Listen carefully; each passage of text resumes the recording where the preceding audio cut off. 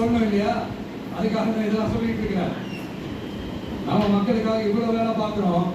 ஆனா இவங்க அதையெல்லாம் விட்டுட்டு குதிரை பேரம் பண்றாரு, அது பண்றாரு, இது பண்றாருன்னு சொல்லிட்டு தப்பு தப்பா கதையெல்லாம் அடிச்சு விட்டு இந்த தீய சக்தியும் தீர்ந்து போன சக்தியும் அதாங்க திமுகவும் மற்றும் பலரும் ஒன்னா சேர்ந்துகிட்டு திருட்டுத்தனமா யாருக்கும் தெரியாம ஒரு ஓரமா மூலையில உட்கார்ந்துட்டு பேரம் பேசி கூட்டு சேர்ந்து ஆட்சி அமைச்சு கொள்ளையடிக்க திட்டம் போட்டாங்க. அது ஏன் தெரியுமா? உங்களோட இந்த டிவிக்கு ஆட்சி அமைஞ்சா அவங்க பொழைப்பே போயிடும். அந்த கொள்ளையடிக்கிறது, லஞ்சம், ஊழல் எல்லாமே கதம். அதாங்க காரணம்.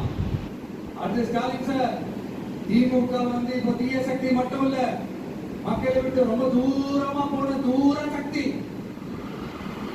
கோர சக்தி, கோர சக்தி, பார சக்தி. நீங்க எப்போ இந்த தீர்ந்து போன சக்தியோட நீங்க கூட்டு சேர்ந்துகிட்டு ஆட்சி அமைக்கணும்னு நினைச்சீங்களோ அப்பவே இந்த திமுக தூர்த்து போன சக்தியாகவும் ஆயிடுச்சு.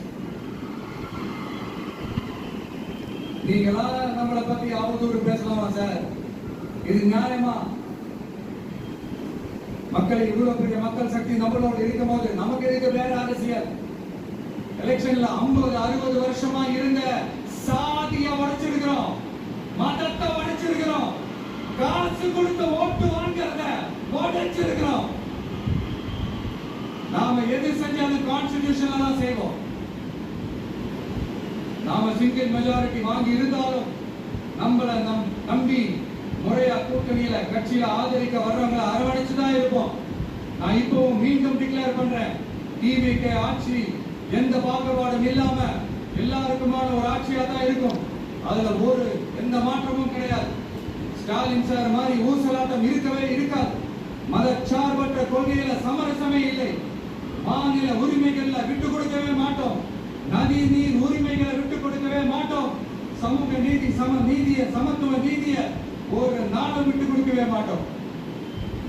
அதனால திருச்சி கிழக்கு தொகுதி மக்களே, தமிழ்நாட்டில் இருக்கிற 234 தொகுதியும் நம்ம தொகுதி தான். அதுல எந்த கட்சி ஜெயிச்சிருந்தாலும் அது நம்ம தொகுதி தான். பெரம்பூரா இருக்கட்டும், திருச்சி கிழக்கா இருக்கட்டும், எனக்கு 2 கண்கள் மாதிரி